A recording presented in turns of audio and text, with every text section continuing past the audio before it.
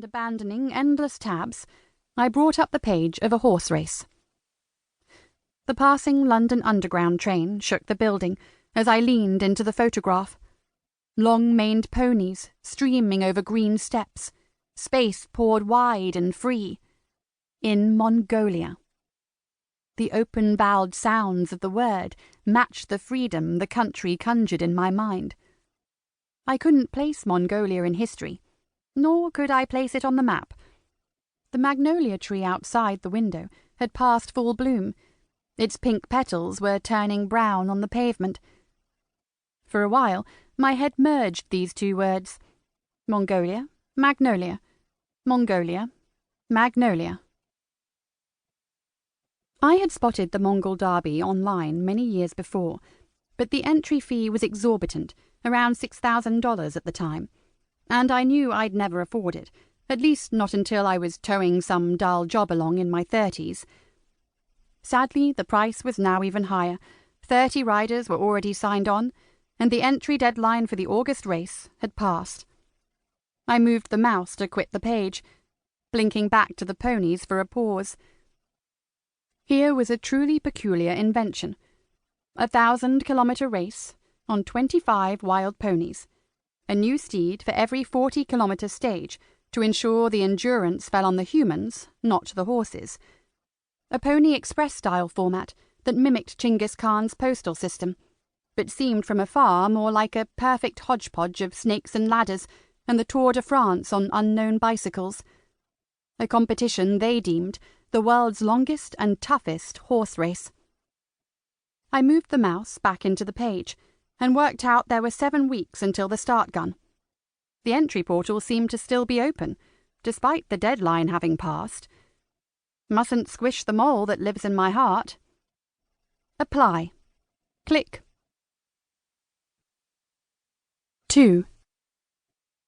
Why do humans put so much thought into some decisions, yet plunge into others like penguins into freezing ocean?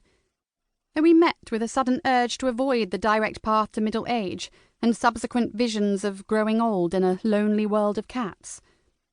I certainly have a fear of falling into the routines of my elders, their eggshell worlds of dangers and do-nots. But maybe I had a simpler desire to settle something unsaid, away from home, or a longing to be wild and snort about like a horse. No single reason seems satisfactory.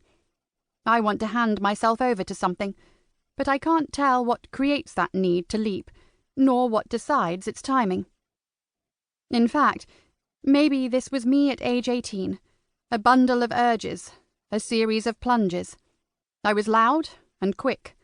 I thrived on being the loser in the anecdotes I recounted, caught without a ticket on the Underground, shouted at unjustly by an anxious teacher.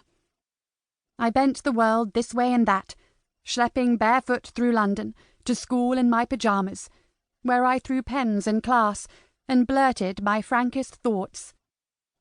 What, besides a diagnosis of attention-seeking, did any of this point to? I couldn't yet tell.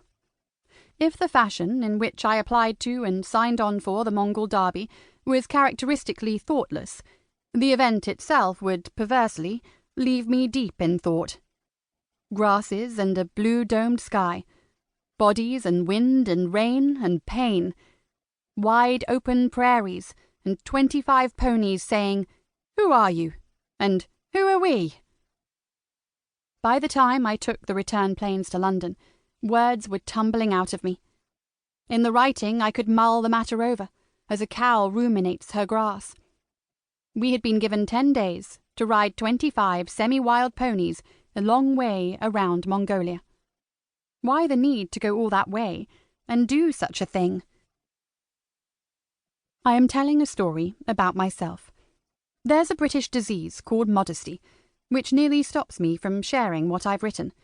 After all, this is about an event that seemed to go well. Somehow, implausibly, against all the odds, I won a race labelled the longest and toughest in the world, a race I'd entered on a whim, and became the youngest person and first female ever to have done so. We read of sporting victories in the newspapers, but what about all we cannot